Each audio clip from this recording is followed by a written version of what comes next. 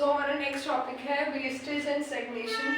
ये जो क्वेश्चन है ये लॉन्ग नहीं आता है आपका, ये 4 मार्क्स का क्वेश्चन बनता है, लेकिन उसके लिए भी आपको बेसिक जो चीज़ें हैं जैसे वेस्टेज क्या होता है, स्टैग्नेशन क्या होता है, इसका मीनिंग पता होना चाहिए और इनसे रिलेटेड बेसिकली किस वजह से होती है वो आपको पढ़ना है। बहुत लॉन्ग क्वेश्चन 16 मार्क्स का क्वेश्चन ये कैरी नहीं करता, बट हाँ 4 मार्क्स के अकॉर्डिंग ये क्वेश्चन इंपॉर्टेंट है, राइट। तो वेस्टेज और स्टैग्नेशन होता क्या है, सबसे पहले अगर हम देखें कि wastage is basically drop outs. Drop outs बच्चे कौन से बच्चे होते हैं जो अपना स्कूल जो है एक पर्टिकुलर स्टेज से पहले ही छोड़ देते हैं। जैसे आपने एडमिशन लिया और साल खत्म होने से पहले ही उसको छोड़ दिया, तो you are the drop out child of the school, right. तो ड्रॉप आउट्स का नंबर जो था वो बहुत ज़्यादा था। कितना परसेंटेज अगर हम डिस्कस करते हैं ड्रॉप आउट्स के बच्चों की, तो तब जब सर्वे किया गया ये कंसिडर किया गया था कि 47% बॉयज जो हैं वो ड्रॉप आउट्स थे स्कूल में और 50% गर्ल्स। ठीक है, पहली बात तो गर्ल्स का एडमिशन रेट ही बहुत कम था। ठीक है, अगर 10 लड़कियां जो हैं वो साल की बिगनिंग में एडमिशन ले रही हैं तो 5 तो भैया साल खत्म होने से पहले उसको छोड़ देती थी। तो ये था 47% बॉयज जो थे वो ड्रॉप आउट्स थे और 50% गर्ल्स जो थी वो ड्रॉप आउट्स थी।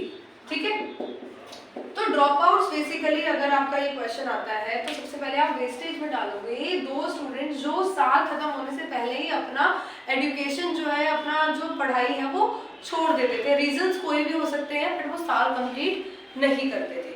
ठीक है, स्टैग्नेशन में क्या आता है, बेसिकली रिटेंशन। जो बच्चे 1 साल से ज्यादा लगा रहे थे, ठीक है, बैक आ जानी, फेल हो जाना, ठीक है, due to having any reason, कोई भी रीजन हो सकता था, लेकिन वो एक पर्टिकुलर स्टेज से ज्यादा वक्त लगाते थे अपनी एजुकेशन को पूरा करने में। तो ये दो टर्म्स हमारे लिए नई हैं, that is wastage and stagnation.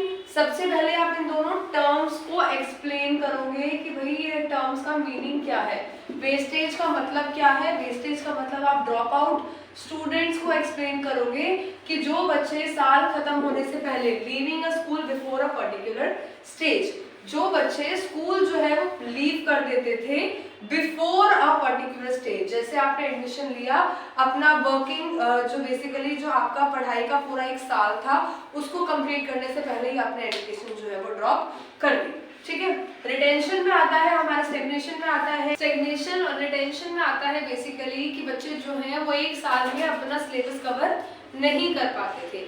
Any reasons, कोई भी रीजंस हो सकते हैं, फैमिली का प्रेशर हो सकता है, घर की कुछ जिम्मेदारियां हो सकती हैं, चाइल्ड लेबर हो सकता है, कोई भी रीजन हो सकता है, और ड्रॉप आउट्स का भी कोई भी रीजन हो सकता है, घर की मजबूरियां हो सकती हैं, चाइल्ड लेबर अगेन हो सकता है, मैरिजेस जो थी, बच्चों की मैरिजेस करा देते थे तो बीच में उनको स्कूल से निकाल दिया जाता था क्योंकि उनकी शादी हुई है। तो ये भी बहुत सारे रीजंस होते थे इनके ड्रॉप आउट्स और स्टैग्नेशन के। तो कॉजेस के बारे में अभी हम इन डिटेल पढ़ते हैं क्योंकि क्वेश्चन में साथ में आपसे ड्रॉप आउट और स्टैग्नेशन के साथ में उसके कॉजेस भी पूछेगा कि ऐसा होता क्यों था।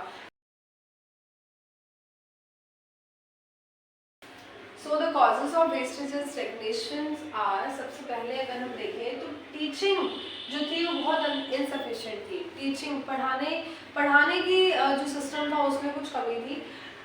इरेगुलर अटेंडेंस, अब बच्चे जो थे वो रेगुलरली स्कूल नहीं आते थे। ठीक है, आज आ गए कल नहीं आए, तो रेगुलरिटी जब तक नहीं होगी पढ़ाई में तो पढ़ाई कैसे हो जाएगी, है ना। तो रेगुलरिटी नहीं थी बच्चों की अटेंडेंस में, बच्चे बहुत छुट्टियां लेते थे due to having any reasons. कोई भी रीजन हो सकता है छुट्टियों के, बट छुट्टियां बहुत लेते हैं।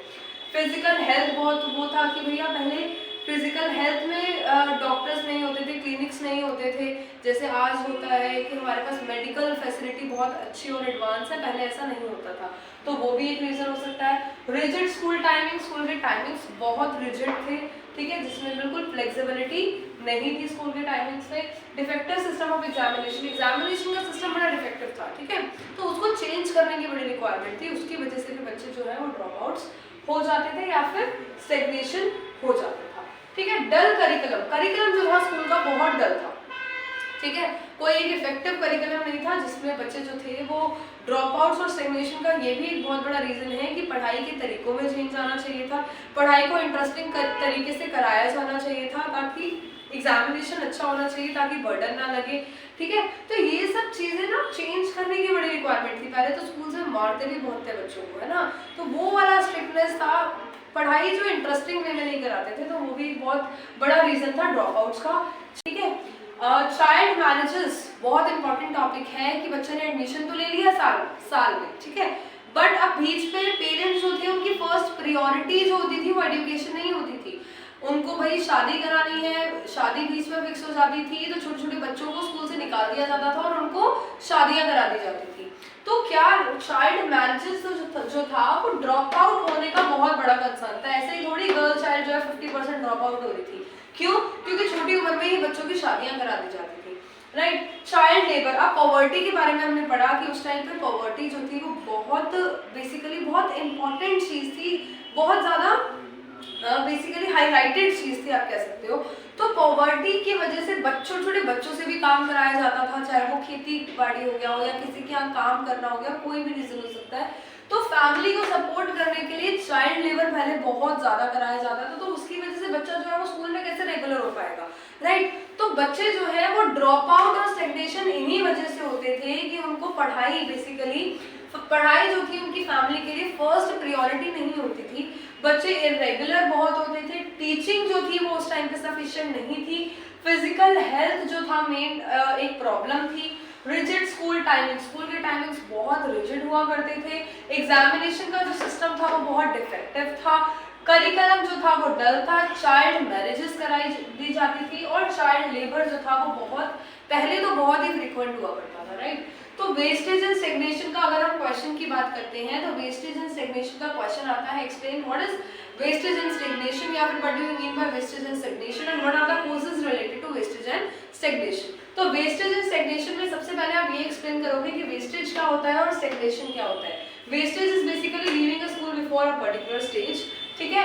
पहले के टाइम पे अगर आप मेजरमेंट की बात करो तो 40% बॉयज जो थे वेस्टेज ड्रॉप आउट्स में आते थे और 50% गर्ल्स जो थी वो ड्रॉप आउट्स में आती थी। स्टैग्नेशन हम ऑलरेडी डिस्कस कर चुके हैं और उसके बाद इनके कुछ कॉजेस जो हमने डिस्कस करे, that is insufficient teaching, irregular attendance, physical health, rigid school timings, defective system of examination, dull curriculum, child marriages and child labor। तो ये हमारा टॉपिक आएगा 4 मार्क्स का।